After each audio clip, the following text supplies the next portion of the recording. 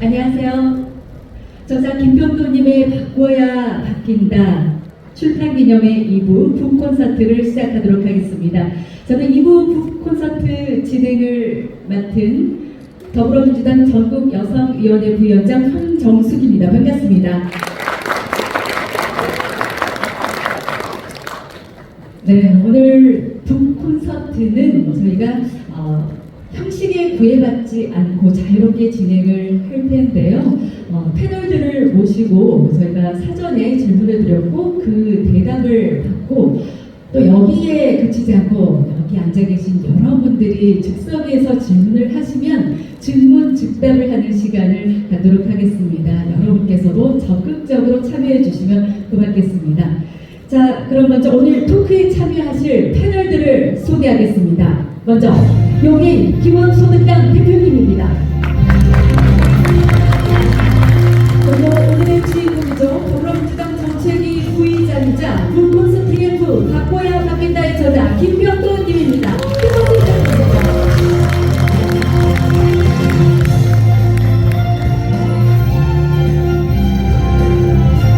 네, 여러분 박수가 들리지 않아야죠. 계속 부탁드립니다.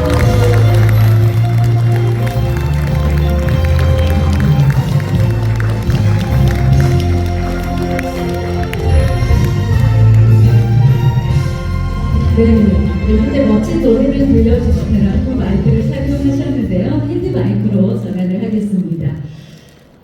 진행 룰을 먼저 설명을 하고 토크를 시작하도록 하겠습니다. 토크 콘서트는 생동감 있고 좀 빠르게 진행을 하려고 해요. 너무 그러시면 여러분들도 좀 지루하시잖아요. 그렇죠? 그래서 사전에 준비한 질문을 토대로 질문을 드리면은 두 분께서는 1분 정도로 시간을 짧게 축약을 해서 워낙 하고 싶은 말들은 많겠지만 축약해서 대답을 해주시면 되겠습니다. 조금 대답을 더 듣고 싶다 할 때 사회자의 제약으로 시간을 더 드리면 그때 더 답변을 해드리면 되겠고요. 자, 첫 번째 패널 토론은 총선 이슈에 관해서 토론을 하겠고 두 번째는 기본소득 토론, 세 번째는 정치 혁신에 대해서 토론을 하겠습니다. 그리고 마지막에는 요즘 어떤 이슈가 핫한지 그 핫 이슈로 이어가도록 하겠고요. 마지막으로 플로어에서 질의응답을 받도록 하겠습니다. 자, 먼저 김병도 저자님 1부에서 인사를 드렸지만 2부에 문이 새롭게 열렸으니까 인사와 자기소개 간단하게 부탁드리겠습니다. 네, 잘 나오고 있습니다. 네, 제 소개는 생략하겠습니다. 예, 김병도입니다. 네, 말이 필요 없죠. 그리고 더 자세한 소개는 책에 나와 있으니까요. 자, 용혜인님, 요즘 워낙 인기가 많아서 다들 알고 계시겠지만 그래도 인사 부탁드리겠습니다. 네, 반갑습니다. 기본소득당 상임대표 맡고 있는 용혜인이라고 합니다. 반갑습니다.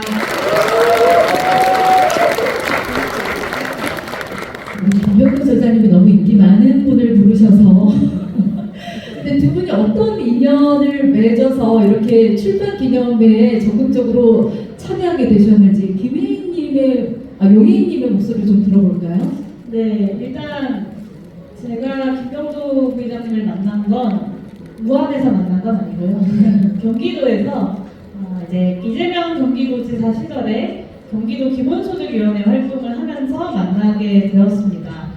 경기도 차원의 기본소득 논의를 하면서 언젠가 우리가 전국 차원의 기본소득 논의를 함께 할 날이 있지 않을까라는 생각을 했는데 이렇게 시간이 지나고 무한 신안 영암 이 지역에서 또 기본소득 실현을 위해 함께 뛰고 있다는 것을 생각하니 참 마음이 든든하고 뿌듯하기도 하고요. 사실 제가 여기 지금 저희 시아버지도 와 계신데 제가 무안의 며느리입니다. 그래서 경기도에서 만나서 사실 이제 저는 그냥 무안의 시댁인 사람이었는데 또 이렇게 무안에서 김병도 부의장님이 출판 기념회를 하신다고 해서 제가 또 무안의 며느리로서 와보지 않을 수 없었다. 네, 그렇습니다. 그런 후회나 오늘의 인연이 있습니다. 올 수밖에 없는 끈질긴 인연이네요. 기본소득으로 하나가 되었고 또 무한의 며느리이기도 하고요. 자, 오늘 토크가 굉장히 기대가 되는데요. 자, 책 이야기를 이제 해볼까요? 김병도 저자님의 책 제목이 바꿔야 바뀐다. 바뀐답니다. 책을 보니까 보통 출판 기념일 책들은 본인의 살아온 이야기가 주가 되기도 하는데 한반도의 평화, 민주주의, 헌법 굉장히 거대하고 거시적인 그런 단문들을 이야기를 했어요. 용혜인 대표님은 이 책을 읽고 어떤 대목이 가장 눈에 띄셨는지요? 저는 이 책이 대한민국 정치에서 사실 최근에 많이 사라져버린 혁신 그리고 미래에 대한 이야기를 담은 책이라는 점, 그리고 혁신과 미래에 대한 구체적인 대안으로 또 기본소득을 이야기하는 게 굉장히 울림 있게 다가왔어요. 연구자들이 미래에 대해서 연구할 때 지금 이 상황이 쭉 이어지면 가능 미래가 있고, 또 안 좋아졌을 때의 위험 미래가 있고, 좋아졌을 때의 선호 미래라는 게 있는데, 이 가능한 미래에 대한민국의 정책적으로 우리가 정치가 개입해서 우리가 선호하는 미래, 좋은 미래, 바람직한 미래로 나아가야 하지 않겠습니까? 네, 이 김병조 부의장님께서 책을 통해서 대한민국의 여러 현안들에 대해서 우리가 만들어 나가야 하는 좋은 미래, 선호 미래에 대해서 좀 그 그림들을 보여주셨다고 생각합니다. 네, 어떤 특정한 대목이 아니라 좋은 미래를 위한 다양한 방안들을 전체적으로 유의 있게 보셨나 봐요. 네, 그리고 사실 이제 가장 인상 깊은 건 제목이 가장 인상 깊죠. 바꿔야 바뀐다. 어떻게 보면 되게 당연한 이야기이지만 또 당연하지 않은 이야기이기도 합니다. 우리는 무엇이 바뀌는 것을 늘 기대하지만 실제로 우리가 움직이고 행동하고 바꿔야 바뀐다는 게 이 짧은 6글자가 되게 통찰력 있는 제목이다라는 생각이 좀 들었습니다. 네, 바꿔야 바뀐다 6글자가 굉장히 크게 와닿았던 것 같은데 김병도 저자님은 어떤 부분에 가장 힘을 실으셨을까요? 이 책은 시대 정신을 이야기하고 있다고 말할 수 있습니다. 다르게 이야기하면 내가 지금 잘 살고 싶어요. 어제보다 더 나은 내일을 바라고 있어요. 근데 나는 하나도 바뀌지 않았어요. 아침에 눈 뜨는 시간 똑같고 밥 먹는 거 똑같고 생활하는 거 똑같고 내 습관이 하나도 변하지 않았는데 나는 늘 더 건강하고 싶고 더 잘 살고 싶어요. 저는 그것을 바보 같은 욕심이라고 이야기합니다. 진짜로 잘 살고 싶은 사람은 나의 작은 습관부터 잘 살 수 있는 방식으로 바꿔야 합니다. 그러지 않고 늘 똑같은 방식으로 살면서 더 나은 내일을 기대한다는 것은 단순한 욕심이지 그것은 지혜로운 사람이 할 수 있는 바람이 아니다. 그래서 저는 가장 크게 이 책에서 이야기했던 것은 지금 우리가 무엇을 해야 하는가 라고 하면 결국 잘 살기 위해서 우리의 과거의 관성처럼 살아왔던 모든 삶의 방식을 새롭게 바꿔야 합니다. 특히나 지금 4차 산업혁명이라고 해서 새로운 패러다임이 우리 앞에 다가왔지 않습니까? 그럼에도 불구하고 우리는 광어 농업사회, 산업사회 방식으로만 사고를 하고 있다면 미래 정책 의제를 하나도 끄집어낼 수 없고 우리는 과거 방식으로 살면서 끊임없이 불평만 늘어놓을 수밖에 없다. 그래서 바꿔야 한다. 이 주제로 기결된 것 같습니다. 네, 역시 바꿔야 한다. 이 부분에 중점을 두었습니다. 자, 22대 총선이 이제 그 어느 때보다 중요한 전환점이 될 수 있을 것 같습니다. 무엇보다 선거제도 개편, 윤정부 심판, 그리고 민주당 혁신 등이 당면한 사안으로 많이 대두되고 있는데, 자, 윤석열 정부 하면 이 두 분께서 굉장히 하실 말씀이 많으실 것 같은데 어떤 단어가 떠오르시나요? 저는 산무라고 표현하고 산무. 있습니다. 네. 무능, 무책임, 그리고 무치. 이렇게 해서 산무 대통령, 산무 정권이다 이런 생각을 하는데요. 사실 이제 윤석열 대통령이 무슨 대한민국을 만들고 싶은 건지 우리 아무도 모르잖아요. 근데 이 윤석열 대통령의 국정 운영 철학, 국가 철학을 알면 우리가 이 퇴행의 끝이 어디까지인지를 좀 가늠이라도 해볼 텐데, 사실 이제 국가에 대한 철학이 없다 보니까 이 퇴행의 끝이 어디까지인지를 모르겠는 게 국민들 입장에서 가장 불안한 지점일 것 같고, 그 국가 철학의 부재가 이제 검찰 독재를 하거나 아니면 공산전체주의 같은 것들이 그 국가 철학의 부재를 채우고 있는 것이 참 대한민국의 비극이다라는 생각이 듭니다. 네, 산무로 윤석열 정부를 표현해 주셨는데 공감을 하시는지 여기저기서 웃음소리가 좀 들리셨어요. 네, 김병도 저자님은 어떻게 표현하시겠어요? 저는 한마디로 남탓 정권이다 이렇게 생각합니다. 천주교에 가면 성당에 미사를 드릴 때 내 탓이요, 내 탓이요, 내 큰 탓이라고 하는 이런 문구를 씁니다. 모든 시작은 나로부터 시작하고 나로 인해서 내 삶의 모든 것이 결정됩니다. 그러면 주변의 탓 아니면 전에 어떤 사람이 맡았던 탓이 아니라 현재 책임을 지고 있는 나, 고난을 가지고 있는 내가 잘못해서 아무리 사사로운 것일지라도 내 탓으로 귀결시켜서 국민들에게 그것도 주권자들에게 더 낮은 자세로 대해야 됨에도 불구하고 눈만 뜨면 전 정권 탓이다, 남 탓이다 라고 이야기하는 게 부끄럽지 않은가 싶습니다. 영치 없는 남탓 정권이라고 생각합니다. 공감하시지 않으세요? 네, 탓이 아니고 남 탓하는 윤석열 정부를 말씀해 주셨습니다. 자, 총선이 코앞으로 다가왔습니다. 총선을 앞두고 우리 사회는 늘 큰 변화를 만들어 오고 있는데요. 총선과 관련해서 두 분께서는 어떤 분야에 또 가장 큰 관심을 갖고 있는지요? 먼저 용희 대표님부터 들어볼게요. 네, 많은 분들 이제 알고 계시겠지만 저는 최근에 개혁적 정치 세력들의 연합을 만들어내려고 열심히 눈덩이를 굴리는 일을 하고 있습니다. 김병도 부의장님의 책의 제목처럼 바꿔야 바뀌는데 우리가 그러면 뭘 바꿔야 하는지, 뭘 어떻게 바꿔야 하는지 그 내용들을 선명하게 제안하는 개혁적 정치 세력들의 구체적인 개혁 연합이 필요하다고 생각하고요. 이 제3지대가 그 어느 때보다 큰 시기에 우리가 살고 있는데 제3지대가 그냥 뭐 민주당의 오른쪽, 국민의힘의 왼쪽의 교집합 이런 중도층이 아니라 분명히 지금 정치에 실망한 국민들, 새로운 정치가 필요하다고 말하는 국민들의 열망이 동물처럼 터져나와서 만들어진 셈이 제3지대라고 생각합니다.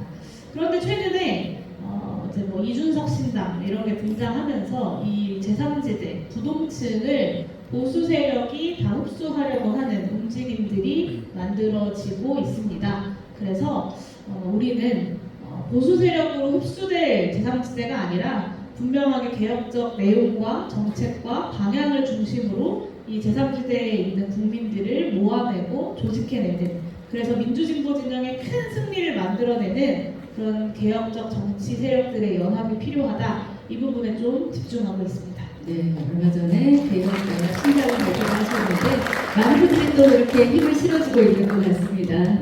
자, 김병도 저자님은요? 방금 개혁연합신당에 대해서 박수가 나오는 거니까 잘 될 것 같습니다. 네. 저는 그 선거혁신, 정치혁신을 같이 맞물려서 좀 이야기하고 싶은데요. 수도권은 말 그대로 본선이 진짜입니다.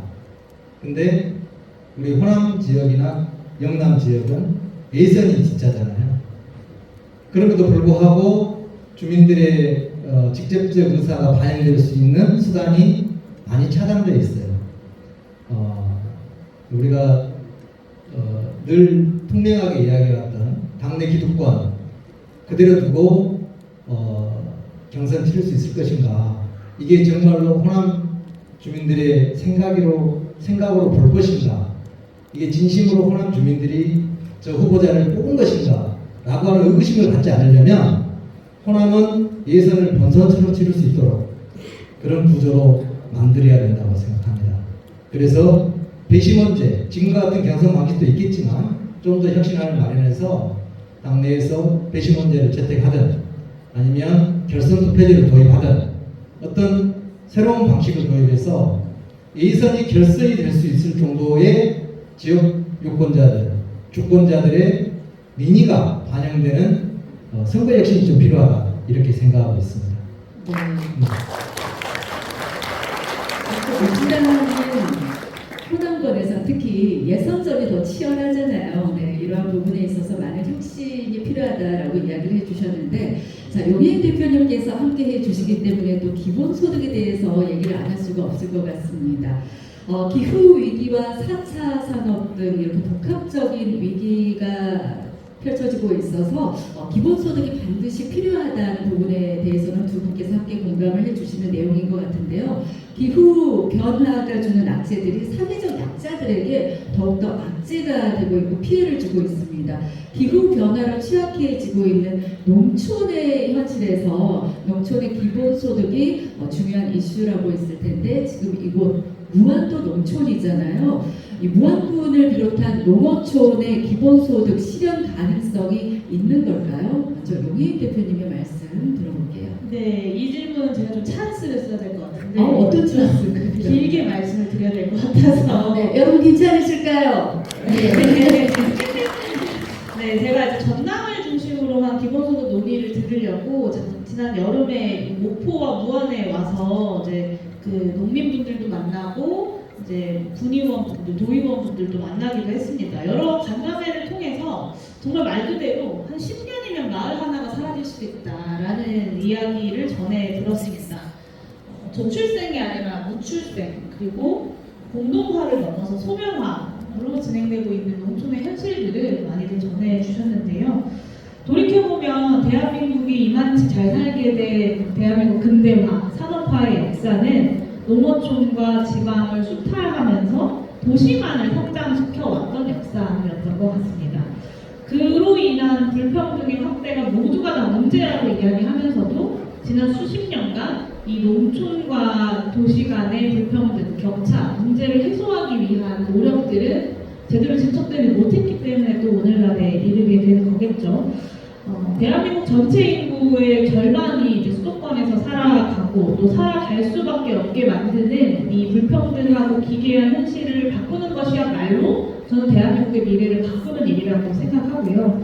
그리고 오늘 이렇게 대한민국이 선진국가가 되기까지 수십 년간 피와 땀을 흘려가면서 근대화를 이뤄냈던 노년 세대의 헌신 그리고 저국가 정책으로 힘겹게 버텨왔던 농민들의 노력에 대한민국의 지금의 이 경제 성장, 선진국가의 위상이 빚지고 있다고 저는 생각합니다. 그래서 이 노년 세대와 농어촌 지역 주민들에 대한 기본소득 보장이 단순히 농민들 어려우니까 지역에 사는 사람들 어려우니까 도와주자가 아니라 대한민국의 역사적 차원에서의 정의를 가로세우고 지역과 농민들, 어민들이 땀 흘려왔던 그 피땀에 대한 보상을 하는 길이기도 하다고 생각합니다. 그래서 기본소득이 시급하게 지방 소멸과 그리고 지역 간의 불평등 해소를 완화로 각 지역에서 지자체 차원의 기본소득 도입들이 추진되어야 한다고 생각하고요. 이곳 무안의 옆 동네인 신안에서는 이제 재생에너지 산업을 주민들이랑 함께 만들어가면서 주민들에게 햇빛연금, 바람연금이라는 이름으로 많게는 한 분당 50만 원까지 배당을 하고 있다고 합니다. 저는 이 소식이 굉장히 기본소득 도입에 있어서 앞서 나가는 전남의 바람직한 모델 중에 하나라고 생각하고 또 재생에너지를 100%를 써야 해외에 수출할 수 있는 시대로 가고 있는데 그럴 때 전남 지역이 이 재생에너지를 확대함으로써 여러 첨단 산업들을 아리백을 해야 하는 기업들을 유치할 수 있는 그런 또 지역 경제 성장의 밑거름이 되지 않을까라는 기대를 합니다. 그래서 더 과감하게 신안처럼 그리고 경기도처럼 전남 지역 전역에서 이곳 무안에서도 기본소득 도입을 위한 논의가 더 확대되었으면 좋겠고 우리 김병도 부의장님이 그런 역할을 앞장서서 해주실 것이라고 저는 기대합니다. 경기도를 사례를 들면서 무안도 반드시 가능할 것이다. 네, 이렇게 이야기를 해주셨는데 김영도 소장님. 지금 올해 처음으로 시행된 특별법이 하나 있습니다. 인구 감소 지역 특별법인데 그 법에 근거해서 올해 집행한 예산이 1조입니다. 지방 소멸 대응 기금이라고 해서 전국의 인구 감소가 심각한 지역을 대상으로 1조를 집행했어요. 혹시 1조를 어디다 썼는지 아시겠어요? 아무도 모르시겠죠. 사실은 이건 알 수도 없고 우리가 알지도 못합니다. 무슨 이야기냐면 그간에 우리가 수없이 많은 정부 정책에 의해서 법률에 의해서 예산이 집행되고 있지만 실제 어떤 말장난이나 레토릭에 불과하고 현실적으로 나에게 실용적으로 피부에 와닿는 체감형 정책이나 법률안들이 제대로 마련되지 못하고 집행되지 못하는 것이 현실이기 때문에 결국 우리에게 필요한 것은 좌익이니 우익이니 어떤 이념이 아니라 실용, 실질, 내 삶, 당장 오늘의 내 삶이 중요하다 이렇게 생각을 합니다. 그렇다면 결론적으로 우리 전남 지역에 도시 청년들이 오지도 않고 아이를 낳지도 않고 고령화돼가고 있는 이유가 뭐냐? 살기가 척박해서 그래요. 살기가 척박한 이유는 법률과 제도가 그렇게 만들어져서 그렇습니다. 그럼에도 불구하고 그간의 수도권 중심, 중앙 중심의 사고 그 중심의 법률안들이 하나로 제대로 방향을 선회하고 있지 않아요. 그래서 나중에 토크에도 추가로 이야기하겠지만 전남 지역의 농촌 기본소득이라든가 농어촌 기본소득은 먼저 시행돼도 아무런 문제가 없고 그 정도 예산은 지금도 충분하다고 생각합니다. 여러분들이 동의만 하시면 무조건 실행할 수 있는 정책입니다. 당장이라도.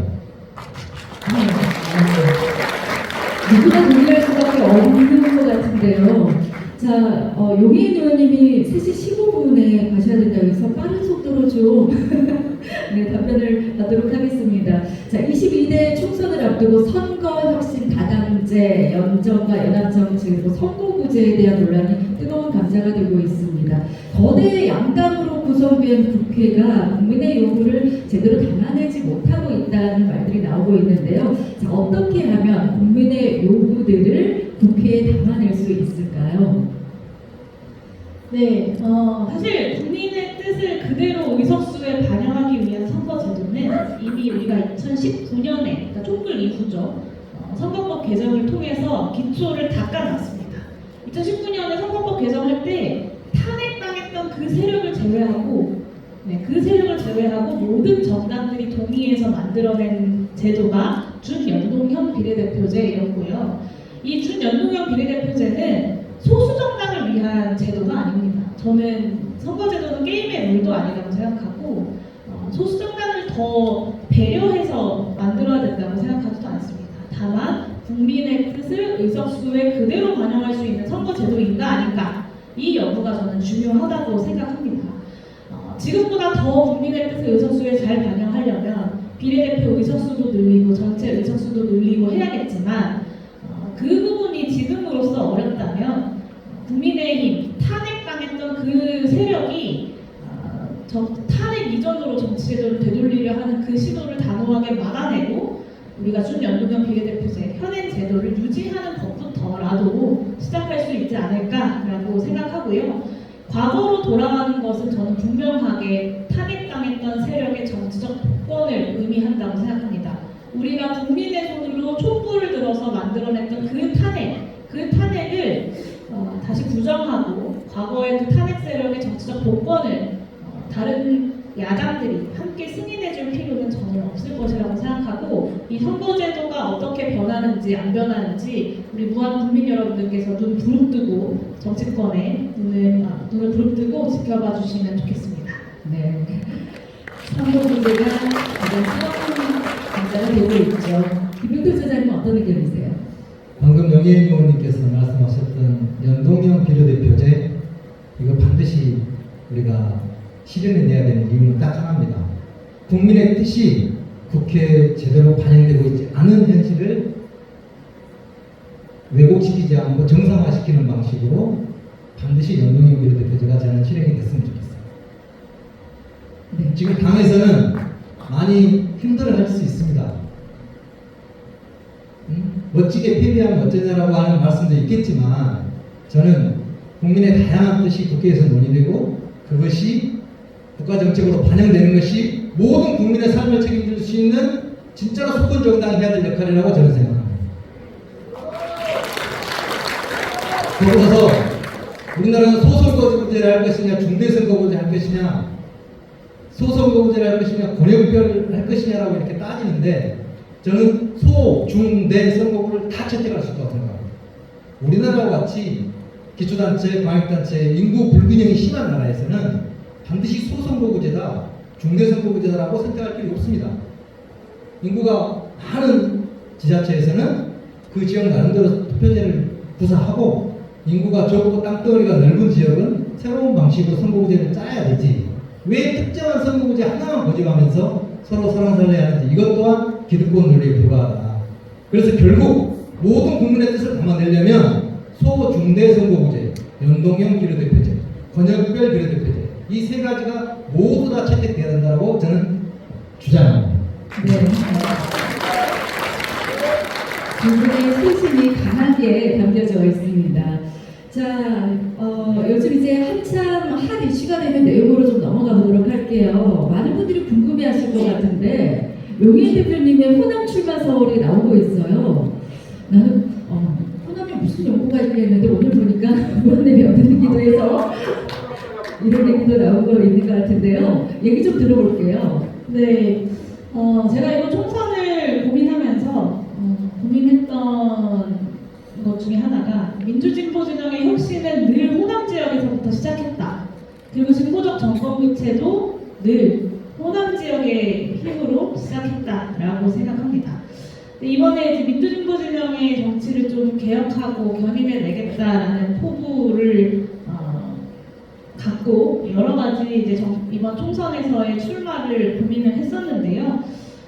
지역구 출마를 하라는 국민들의 요구도 듣고 있고 진지하게 고민하겠다라는 말씀을 드립니다. 근데 제가 기본소득당의 원내 재진입 그리고 저의 재선만 목표로 뒀다면 이 지역구를 먼저 정하는 것을 우선적으로 했을 것 같습니다. 근데 지금은 아까 말씀드린 것처럼 지금의 선거 구도를 어떻게 민주진보 진영의 큰 승리를 만들어낼 수 있는 그리고 진보적 정권 교체로까지 이어질 선거 구도로 재편해낼 수 있느냐, 이게 저에게는 더 중요한 길이라고 생각했기 때문에 지금은 구체적 지역구를 준비하는 것보다는 아까 말씀드린 개혁적 정치 세력들의 연합을 중심으로 한 선거의 구도 만들기, 큰 판을 짜는 것을 좀 준비하고 있다는 점을 말씀드립니다. 저는 의미 있는 지역구에서 격전을 벌일 수도 있고 비례투표율을 끌어올리기 위해서 비례대표 출마를 할 수 있다고 생각하고 국회의원은 국민을 위해 일하면 되는 것이기 때문에 지역구냐 비례대표냐는 크게 중요한 건 아니라고 생각합니다. 그럼에도 불구하고 이 개혁연합 신당이라는 것을 준비하고자 하는 저에게 이 두 가지 모두가 쉬운 선택은 아닌 것은 좀 분명한 것 같고요. 결정되지 않은 일에 대해서 쉬운 길을 가는 것처럼 개혁연합 신당을 깎아내리려고 하는 여러 가지 시도들이 있겠지만 제가 말한 있는 그대로 좀 이해해 주시기를 요청드리고 또 민주진보 진영의 큰 승리를 위해 저는 담대하게 뚜벅뚜벅 걸어가겠다라는 약속을 드립니다. 준비를 하셨던 분들에게도 속 시원한 희망의 대답은 아니었던 것 같은데요. 자, 마지막으로 현 정부를 나는 땡땡땡이라고 부른다. 땡땡땡을 좀 채워주실까요? 김용태 사장님 준비하셨나요? 네, 여기 네. 저는 현 정부를 날리면 정부라고 부릅니다. 동의하십니까? 네. 사실은 평화 날리고 민생 날리고 민주주의 날리고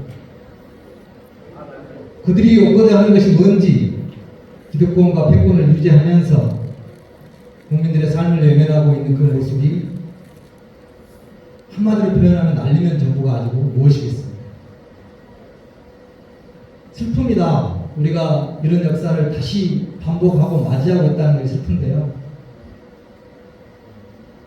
민진들한 때도 니편 내편 나눠서 싸우다가 끝내는 나라마라 먹었죠. 그 이후로 반성 못하고 조선 몇백 년을 더 지내다가 일제강점기 또 겪었죠. 그 이후에 아직도 제대로 반성 못하고 저희들이 설왕설래하고 있죠. 우리는 이념이 아니라 실용, 실제 내 삶이 중요하고 우리의 미래가 중요합니다. 정말 이 정권을 바라보고 날리면이라고 이야기하고 있는 제 자신도 부끄럽고 수치스럽습니다. 정상화시킬 수 있는 그 힘은 바로 여러분들에게 있다고 저는 생각합니다. 동의하십니까? 너무 한탄스러워 하면서 날면 좀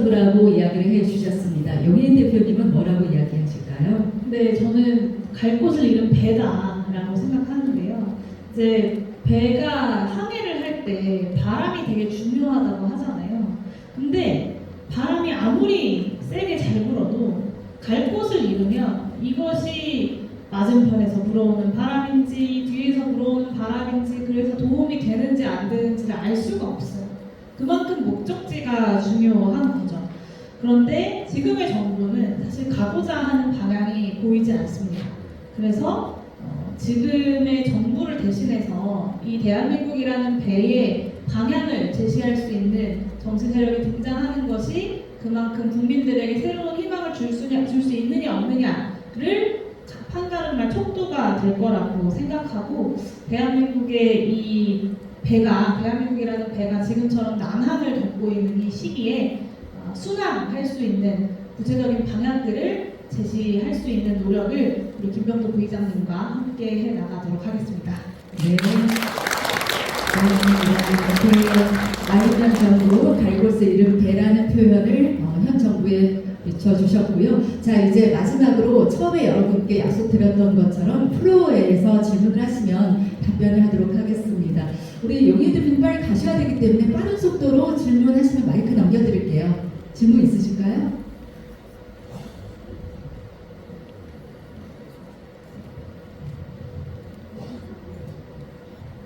여기 아까 우리 광노 행정관님 그 말씀 있으십니까? 마이크 좀 네. 예, 다시 한번 우리 김병도 박사님의 출판 기념회 진심으로 축하드리고요. 저도 이제 기본소득 우리 뭐 농촌 소멸이라는 말은 쓰고 싶지 않습니다만 현실적으로 전남의 시군 단위가 굉장히 인구가 줄어들어가고 선거구도 사실 4개 군에 하나입니다. 김병도 박사는 3개 군이지만 섬이 많아서 굉장히 넓고요. 계속해서 인구가 소멸되는 이런 현실 이걸 타파할 수 있는 하나의 방안이 기본소득이 아닐까 싶습니다. 농어촌 기본소득 특히나 우리 전남에서 가장 피부에 와닿는 게 농어촌 기본소득인데 거기에 대해서 너무나 잘 알고 계시지만 어떻게 실현할 것인지 우리 기본소득당의 용인 대표님과 김병도 박사님이 여기 계신 분들 한번 꼭 설득시킨다는 생각으로 한마디 해주셨습니다. 네, 이제 농어촌 기본소득의 필요성에 대해서 아까 짧게 좀 말씀을 드렸는데 이 농민들의 어려운 현실 그리고 지역이 정말로 10년 뒤면 마을 하나가 통째로 사라질지도 모른다는 지역 소멸의 엄중한 현실을 해결하기 위해서도 기본소득이 필요하지만 우리 농민들이 대한민국 근대화와 산업화, 경제 성장에 기여해왔던 그 부분에 대한 정당한 보상, 정의로운 보상을 위해서라도 농어촌 기본소득이 반드시 필요하다라는 말씀을 드렸고 사실 이미 법안은 구체적인 실현을 할 수 있는 법안은 국회에 다 제출되어 있습니다. 네. 그래서 지금 이미 농해수위에 이제 보내져 있는 상태인데 국민의힘의 반대로 법안을 구체적으로 심사하는 소위원회에서 안건 상정도 못하고 있는 상황이라고 합니다. 사실 지금 국회 농해수위 위원장님이 그 더불어민주당의 소병훈 의원님이신데 소병훈 위원장님이 이 기본소득 연구포럼이라는 국회의원 연구모임의 대표이기도 하시고 농어촌 기본소득에 대한 의지가 굉장히 높으신데 계속해서 이제 지금의 여당을 설득해 나가면서 법안 심사라도 좀 진행을 해보려고 많은 애를 쓰셨는데 일단 기본소득 붙으면 안 된다라는 게 이제 국민의힘에서는 왜냐하면 기본소득 붙으면 이재명 대표 거라고 생각하니까 일단 안 된다라는 게 너무 강해서 아마 이제 21대 국회 임기 내에는 좀 어렵겠지만 21대 국회의 구성원들이 기본소득 그리고 특히 농어촌 기본소득에 대해 동의하는 국회의원들이 많이 생겨난다면 저는 충분히 빠른 속도로 내년, 내후년 초 이렇게까지 농어촌 기본소득의 구체적인 모습들을 지역 주민들께 보여드릴 수 있지 않을까 기대합니다. 모든 법률과 제도는 시대의 아들입니다. 저희들이 1998년도까지는 사회복지라는 단어가 우리한테 없었어요. 그랬지 않습니까? 사회복지를 국가에서 했습니까? 안 했습니다. 근데 지금 사회복지 안 한다고 하면 큰일 나겠죠. 마찬가지로 기본소득 앞으로 10년, 20년 지나면 당연한 이야기처럼 우리 삶에 내 친구처럼 있을 것이라고 저는 확신합니다. 그리고 시원시원하게도 잘 추진을 할 수 있을 것 같습니다. 자, 마지막 한 분 혹시 네 중앙에 마이크 전달해 드리겠습니다. 네, 반갑습니다. 저 신안에서 온 박수영이라고 합니다.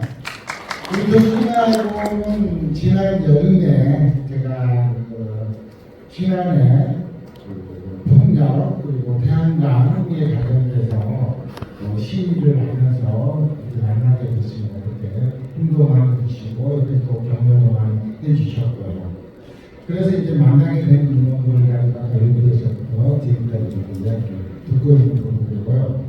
우리나라의 수당은 되게 많은 것 같아요. 뭐 영아, 아동, 또 부모수당, 그리고 복지수당, 뭐 노인의비까지 기초의료라든지 이 부분만 다 모아도 기본소득 수당을 이렇게 줄 수 있을까 이런 생각은 듭니다. 그래서 아마 정치권에서 이러한 제반적인 어떤 수당들을 다 모아가지고 전 국민에게 관련돼가지고 뭐 기본수당 이렇게 제시하는 방법은 어쩔까 하는 게 이렇게 첫 번째 질문을 드리고요.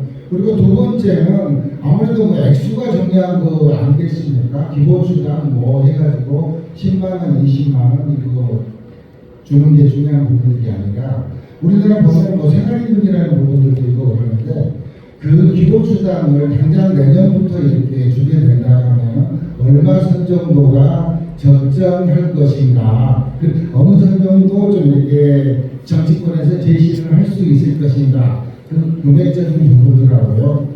제가 아까 우리 용해부님께서 한번 말씀을 주셨습니다. 신안의 햇빛연금 부분들. 그래서 신안은 실질적으로 햇빛연금들이 밖에서 이렇게 느끼시기에는 참 좋은 제도다 하고 이렇게 알고 계세요. 그리고 이론적으로 이렇게 말씀을 하셔도 야 이거 누가 봐도 이거 되게 좋은 거고 신안만의 어떤 농어촌 기본소득이 이렇게 될 수 있겠다 그렇게 이야기를 하시는데 현실적으로는 뭐 지방행정에서는 그렇지 않습니다. 주민들 특히 어업인 또 농업인 노인분들이 실질적으로 많은 희생을 이렇게 되고 있는 게 신안의 햇빛연금이고요. 그래서 실질적으로 주민들이 어떤 생각들을 하고 어떤 희생을 받고 있는지까지도 알아보시고 기본소득 햇빛수당에 대해서 이렇게 말씀을 좀 해주셨으면 좋겠고요. 예. 아무튼 뭐 감사합니다. 제가 제목 여기까지입니다. 네. 네, 일단 기본소득당이 지난 대선 때까지 제시했던 금액이 늘 중요하죠. 지금은 이제 금액 얘기는 제가 좀 잘 하고 있긴 한데 월 65만 원 정도가 우리가 할 수 있는 지금 상황에서 할 수 있는 최대치 이자 이 정도가 되면 참 좋겠다 정도의 금액입니다. 이게 이제 기준이 없는 금액은 아니고요. 나라가 이제 생계급여라는 걸 기초생활수급자들한테 이제 지원을 하는데 그 금액이 1인 가구 기준으로 한 65만 원 선이었습니다. 2022년 기준으로. 그래서 지금 이미 나라가 정해놓은 1인 가구의 생계급여 그 정도 수준에서 우리가 시작을 해보면 어떨까라는 제안을 이제 기본소득당에 드렸었는데 이게 만약에 이제 이번 정부에서는 기본소득을 할 가능성이 없으니까 다음 정부에서 어떤 정부가 들어서든 기본소득을 도입하게 된다면 구체적으로 그때 당시에 대한민국 경제 상황과 복지 체계 시스템들을 잘 조정해서 구체적인 금액에 대한 사회적 합의를 만들어 나가는 과정, 공론화의 과정이 또 필요하지 않을까라고 생각하고 그래서 제가 국회에 기본소득 공론화법이라는 것을 발의를 해 두었고요. 그 신안군 햇빛연금 관련돼서 지역 주민들의 이야기를 좀 더 밀착해서 들었으면 좋겠다라는 의견을 주셨는데 제가 그 부분에 대해서는 더 의견을 직접 신안군에 한 번 더 방문해서 들을 수 있는 자리를 가져와 보겠다라는 약속을 드리고 신안군의 이런 재생에너지 관련된 모델들이 전국으로 확장되기에 굉장히 좋은 모델이다라는 생각을 갖고 있는데 또 어떤 문제의식들을 갖고 계신지 저희에게 또 전달해 주시면 저희가 잘 연구해서 문제점들과 대안들을 함께 모색해 보도록 하겠습니다. 네. 질문을 더 받고는 싶지만 영애 대표님의 일정 때문에 여기서 마무리를 해야 될 것 같은데요. 네, 사실 제가 오늘 4시 반에 목포에서 저의 의정부회가 있습니다. 그래서 저의 행사에 또 오시는 분들을 맞이하러 가야 돼가지고 더 많이 이야기 나누면 좋겠지만 여기서 좀 인사를 드려야 될 것 같습니다. 네, 귀한 시간 내주셔서 감사하고요. 이렇게 또 두 분께서 여러분들이 궁금해하셨고 또 바라는 사항들을 말씀을 해주셨습니다. 올해만큼 시끄럽고 혼란스러웠던 한 해도 없었던 것 같습니다. 우리 사회가 바뀌어야 된다는 그런 생각에서 이 시간만큼 굉장히 가슴 뛰고 설레는 시간이 아니었나 하는 생각이 듭니다. 자, 이상으로 출판기념회 및 북 콘서트를 모두 마치도록 하겠습니다. 수고해주신 저자 김경로님, 노영민 대표님, 그리고 여러분 고맙습니다. 수고 부탁드리겠습니다. 네, 끝까지 해주신 여러분 고맙고요. 여러분 조심히 돌아가시기 바랍니다. 저자와 함께 또